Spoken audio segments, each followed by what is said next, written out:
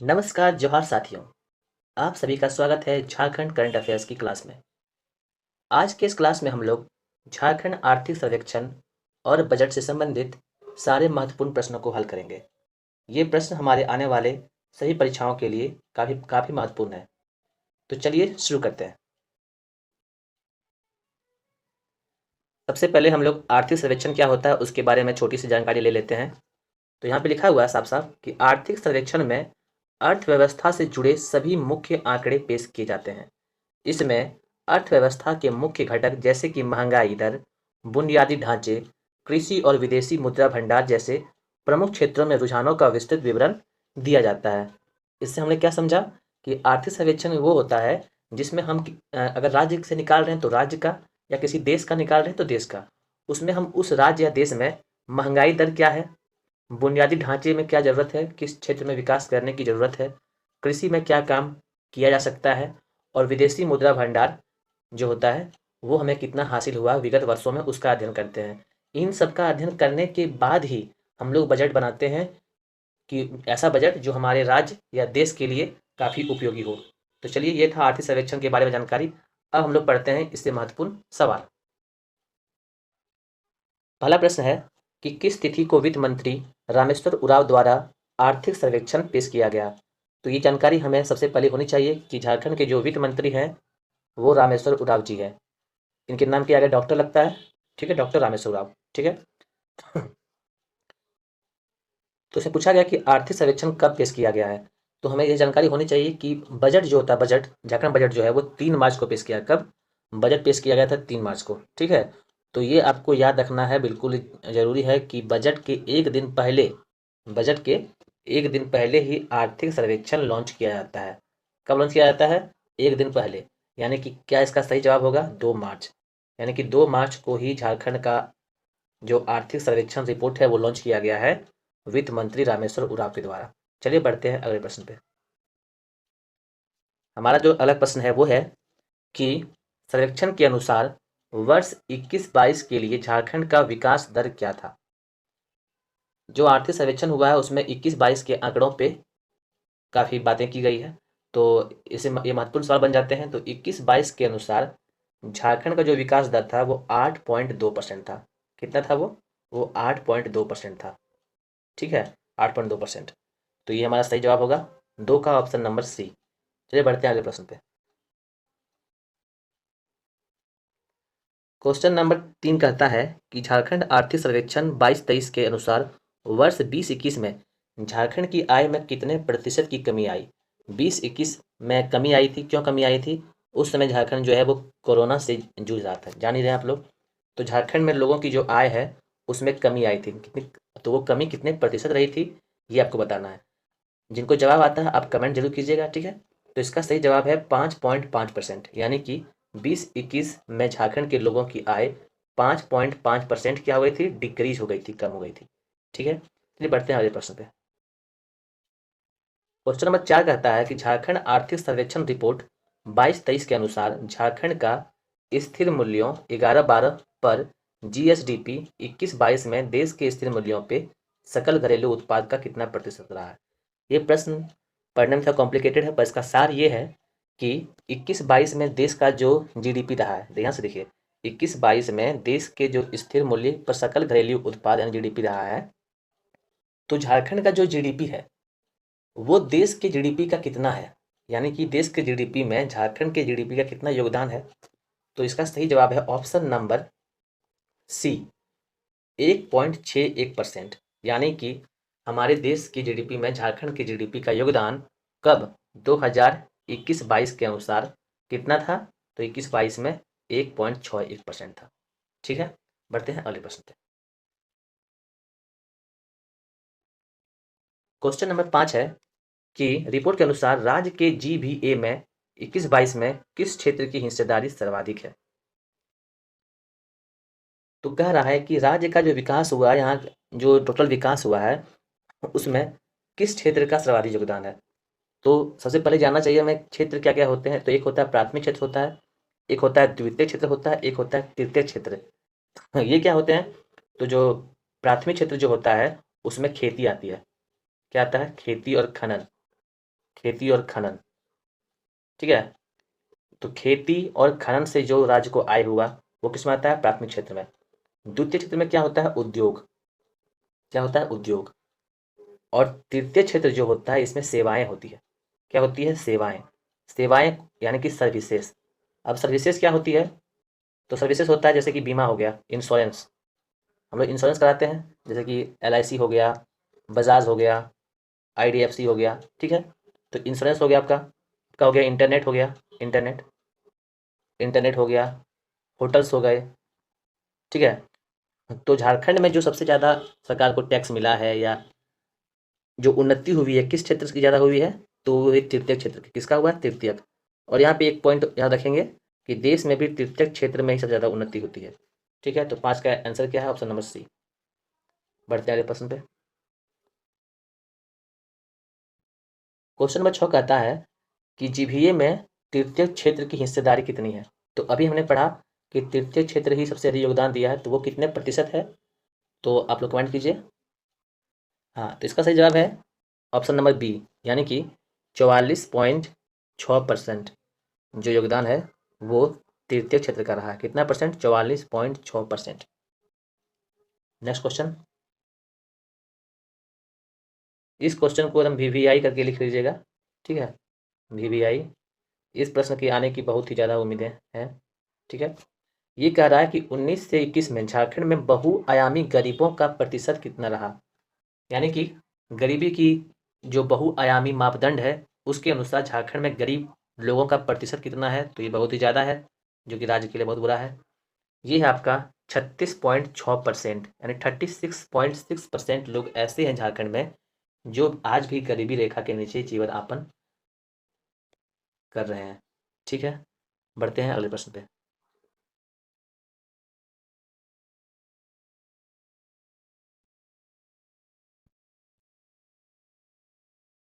अगला प्रश्न है कि कौन सा सुमेलित है?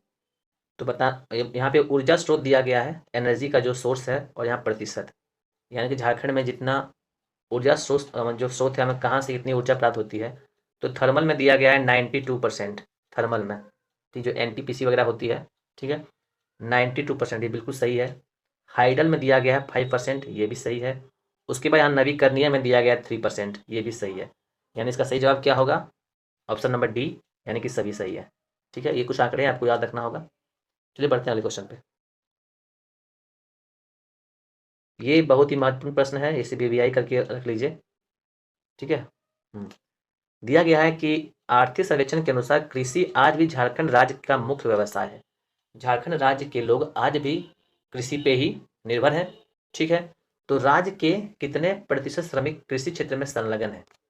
कृषि किस में आता है? तो कृषि आता है फर्स्ट में आता है, यानी कि प्राथमिक क्षेत्र में आता है। तो आज भी हमारे झारखंड में 55% लोग, कितना? 55% लोग कृषि पर आश्रित है, ठीक है। आज भी उनका जीवन यापन का जो जरिया है वो क्या है? खेती है, ठीक है। ये बहुत ही महत्वपूर्ण प्रश्न हो गया। प्रीवियस ईयर एग्जाम में इससे संबंधित प्रश्न आते रहे हैं कि झारखंड के कितने प्रतिशत लोग कृषि पर आश्रित हैं। तो ये एक नया डाटा है, 55%। चलिए बढ़ते हैं नेक्स्ट क्वेश्चन पे। अब यहाँ से बजट से संबंधित कुछ प्रश्न जो हमारे पिछले वीडियो में छूट गए थे, हमने इससे पिछले क्लास में बजट से संबंधित प्रश्नों को बताया था जो काफ़ी महत्वपूर्ण थे। उसके बाद के कुछ प्रश्न जो हम उस वीडियो में ऐड नहीं कर पाए थे, हमने इसमें ऐड किया है, तो आप उस वीडियो को भी देख लीजिएगा, ठीक है। प्रश्न कहता है कि झारखंड बजट में 5 एकड़ से कम क्षेत्र वाले तालाबों का मशीनों से गाद हटाने हेतु कितने करोड़ रुपए की राशि आवंटित की गई है? ठीक है। तो सबसे पहले थोड़ा बजट का ओवरव्यू ले लेते हैं हम लोग, जिससे कुछ आंकड़े हमें फिर से रिपीट हो जाएगा। तो जो झारखंड का बजट है वो कितना पेश किया गया है? तो झारखंड का बजट है जो है उसकी राशि है 1,16,418 करोड़। फिर से बोलिए, रिपीट कीजिए मेरे साथ, 1,16,418 करोड़ रुपया, जो कि पिछले बजट से कितना ज़्यादा है? तो पिछले बजट से 15% ज़्यादा है, ठीक है। 1,16,418 करोड़। इस बजट को क्या नाम दिया गया था? तो हमनी कर बजट। हमनी कर बजट मतलब हम लोग का बजट, इसका नाम दिया गया था, ठीक है। तो उसी बजट में ये प्रावधान किया गया है कि वैसी तालाबें, हम जानते हैं कि झारखंड में जल का काफ़ी संकट है, तो सरकार मनरेगा के तहत तालाब, कुआं आदि की खुदाई करते रहती है। आप भी अपने गांव घर में देखे होंगे। तो इसमें ये प्रावधान है बजट में कि 5 एकड़ से कम भूमि वाले ऐसे तालाब जिनमें गाद जम गया, गाद क्या होता है, कीचड़ होता है, वो जमने से तालाब का सही उपयोग नहीं हो पाता है। तो इसके लिए सरकार ने 500 करोड़ रुपया, कितना, 500 करोड़ रुपए की राशि आवंटित की है, जिससे उन तालाबों से गाद को हटाया जा सके। ठीक है, अब बढ़ते हैं अगले प्रश्न पे। यहाँ पे एफ है, FPOS। ठीक है, झारखंड बजट के अनुसार 23-24 में FPOS अनुदान मद में कितने करोड़ रुपए प्रस्तावित है। FPO क्या होता है, इसका फुल फॉर्म आप लोग कमेंट कीजिएगा, ये आप लोग के लिए होमवर्क रहा है। तो प्रश्न ये कहता है कि FPO में कितने करोड़ रुपए अनुदान मद में सरकार ने दिया। तो FPO का फुल फॉर्म जो कमेंट करना है आपको। FPO में ये होता है कि जिन लोगों के पास, जिन लोगों को पूंजी चाहिए, फाइनेंशियल चाहिए, पैसा उनके पास नहीं है गाँव में, वो इससे FPO अनुदान मद से पैसे सरकार से उधार ले सकते हैं। तो इसके लिए कितना, इसके लिए जो है सरकार ने 50 करोड़ रुपया जारी किया। ठीक है, चलिए बढ़ते हैं अगले प्रश्न पे। झारखंड बजट 23-24 में किस वर्ष तक जीरो ड्रॉप आउट पंचायत बनाने का लक्ष्य रखा गया। ऐसी पंचायतें जहाँ पे विकास का कार्य चलता रहे, ड्रॉप आउट की समस्या ना हो, तो इसके लिए लक्ष्य कब तक रखा गया है, कब तक ये कार्य हो जाएगा सरकार के अनुसार। ये 23-24, ऑप्शन नंबर बी जो है सही जवाब है इसका, कि वर्ष 23-24 तक जीरो ड्रॉप आउट। ठीक है, बढ़ते हैं अगले प्रश्न पे। ये बहुत ही महत्वपूर्ण प्रश्न है। ठीक है, झारखंड बजट 23-24 में राज्य में किस स्थान पे PPP मोड से अल्कोहल डी एडिक्शन सेंटर खोलने का प्रस्ताव रखा गया है। अब ये अल्कोहल डी एडिक्शन सेंटर क्या होता है। तो हम जानते हैं कि झारखंड में शराब से लोग काफ़ी नुकसान कर रहे हैं अपना, अपने परिवार का, अपनी पूंजी का। तो अल्कोहल डी एडिक्शन सेंटर यानी कि शराब शराब त्याग, शराब परित्याग, यानी कि ऐसे लोग जो चाहते हैं कि उन्हें जो शराब की लत लगी है वो ख़त्म हो जाए, तो उसके लिए उनको शराब छुड़वाया जाएगा सरकार के द्वारा। ठीक है, ऐसे बहुत सारे क्लिनिक होते हैं जहाँ पे, प्राइवेट क्लिनिक होते हैं जहाँ पे आपको शराब की लतें छुड़ाई जाती है। अगर सरकार भी इसमें अब उतरी है तो PPP क्या होता है यहाँ पे, PPP जो होता है ये होता है, P से पब्लिक होता है, ठीक है, और P से प्राइवेट होता है। क्या होता है, प्राइवेट, यानी सरकार और प्राइवेट, निजी और सार्वजनिक क्षेत्र दोनों मिलकर इस पे कार्य करेंगे। तो इसके लिए कहाँ पे सेंटर बनाया जा रहा है, तो इसका सेंटर है वो आपका बनाया जाएगा झारखंड की राजधानी रांची में। ठीक है, बढ़ते हैं अगले प्रश्न पे। बहुत ही महत्वपूर्ण प्रश्न है ये, क्योंकि झारखंड की परीक्षाओं में जनजातियों से जुड़े सभी प्रश्न बहुत ही महत्वपूर्ण होते हैं। तो इसमें कहा गया है कि बजट के अनुसार मानकी मुंडा शासन व्यवस्था, मानकी मुंडा शासन व्यवस्था क्या होती है। तो हम जानते हैं कि जनजाति में मुंडा जनजाति, जनजातियों में क्या होता है कि गांव का जो प्रधान होता है उसे मानकी मुंडा नाम दिया जाता है, तो वो ही गांव का शासन व्यवस्था को संभालता है। ठीक है, उसे मानकी कहा जाता है, मुंडा होता है, डकुआ कहा जाता है कहीं कहीं किसी जनजाति में। ठीक है, तो उसे अब सरकार क्या कर रही है, बाइक दे रही है। क्या दे रही है, बाइक। ठीक है, बाइक दे रही है, क्यों दे रही है, कि आप अपने क्षेत्र का सही से शासन व्यवस्था चला सकें जनजातियों के लिए, क्योंकि ये उनका संस्कृति है, उनकी संस्कृति खत्म ना हो जाए। ठीक है, इसके लिए उनको क्या दिया जाएगा, बाइक दिया जाएगा। तो यहाँ पे क्या दिया जा रहा है, 2 पहिया 3 पहिया 4 पहिया या सब दिया जा रहा है। तो यहाँ पे उनको क्या दिया जा रहा है, तो यहाँ पे उनको 2 पहिया दिया जाएगा, किनको, मानकी मुंडा डकुआ आदि लोगों को। ठीक है, बढ़ते हैं अगले प्रश्न पे। ये भी VVI क्वेश्चन है। कौन सा पोर्टल सरकार लॉन्च कर रही है। तो सरकार लॉन्च कर रही है RTI पोर्टल। RTI क्या होता है, राइट टू इन्फॉर्मेशन होता है, आपसे जानते हैं राइट टू इन्फॉर्मेशन। इसमें क्या होता है, इसमें क्या होता है कि सरकार के किसी भी विभाग, सरकार का कोई विभाग है, जैसे कोई विभाग है, मान लीजिए यूनिवर्सिटी हो गया, यूनिवर्सिटी हो गई, सचिवालय हो गया।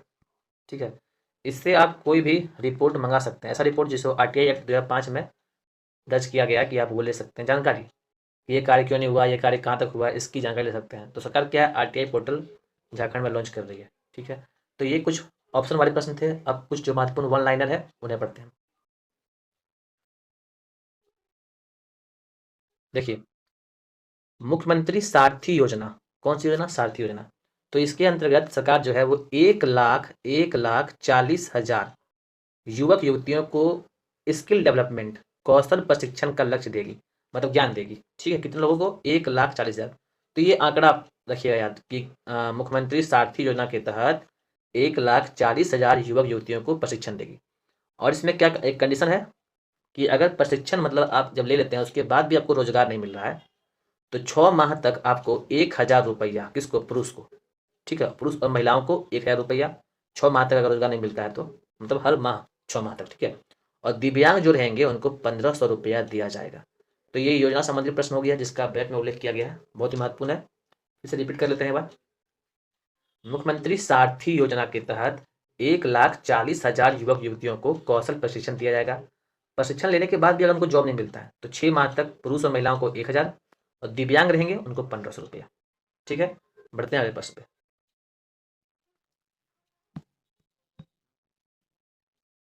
एशियन डेवलपमेंट बैंक से संपोषित योजना के अंतर्गत वर्ष 23-24 में झुमरी तिलैया, झुमरी तिलैया झारखंड में कहाँ पे पड़ता है, तो कोडरमा जिले में, ठीक है।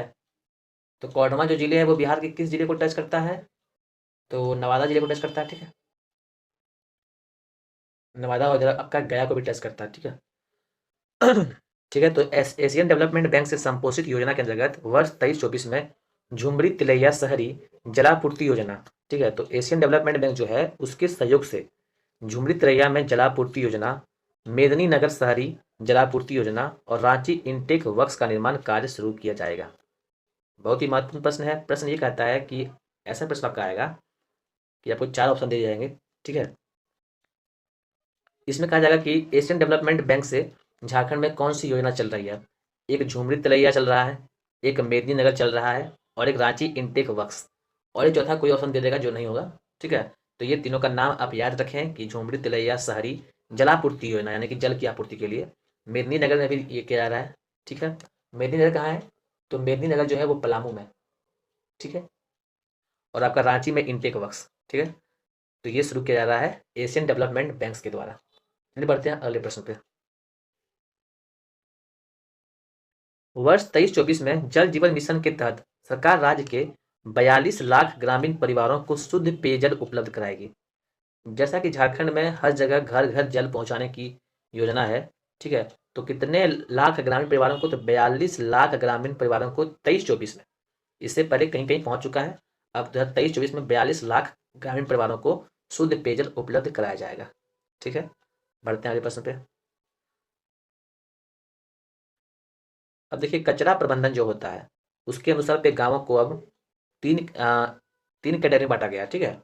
इसमें देखिए 2005 गाँवों को 1 स्टार, 202 गाँवों को 3 स्टार और 229 गाँवों को 5 स्टार घोषित किया गया। तो ये जो प्रश्न है ये देखने में उतने महत्वपूर्ण नहीं लगते हैं कि एग्जाम में क्या होता है कि कुछ हट के प्रश्नों को ही पूछा जाता है। तो ये सब आंकड़े अगर 2-3 बार आप पढ़ लेते हैं और खुदा न खास्ता एग्जाम में प्रश्न आ जाए तो आप सबसे 3 नंबर आगे रहेंगे, ठीक है। तो ये है कि 2005 गाँवों को 1 स्टार, ठीक है, 202 गाँवों को 3 स्टार और 229 गाँवों को 5 स्टार सरकार घोषित कर। 5 स्टार से एक और प्रश्न याद आया कि बजट में कहा गया है कि किस शहर में सरकार 5 स्टार होटल बना रही है, सरकार अपने खर्चे से। तो कौन सा शहर है, आपको ऑप्शन देते हैं। ऑप्शन ए आपको रांची, धनबाद, बोकारो, देवघर। तो जो सही जवाब है इसका देवघर है, बाबा बैद्यनाथ की धरती।